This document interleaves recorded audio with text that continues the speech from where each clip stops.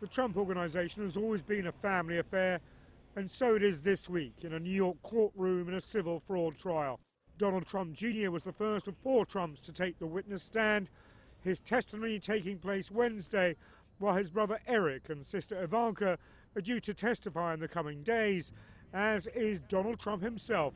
It's a case that, while not criminal, could see the Trump family's property empire being banned from doing business in New York State and being fined up to $250 million. At issue whether the Trump Organization fraudulently inflated the value of its properties to secure more favorable loan terms from banks. The former president has appeared in court several times and publicly denied any wrongdoing, saying the case is victimless.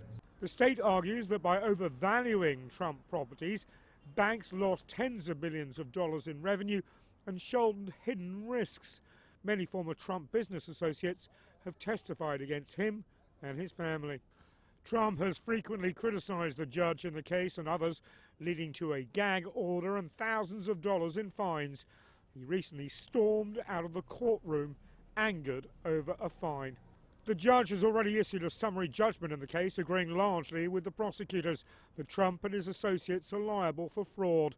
Trump, who has long prided himself on his New York properties like the iconic Trump Tower, faces losing control of the buildings that made him famous and secured his reputation as a billionaire businessman that fueled his successful bid for the White House in 2016.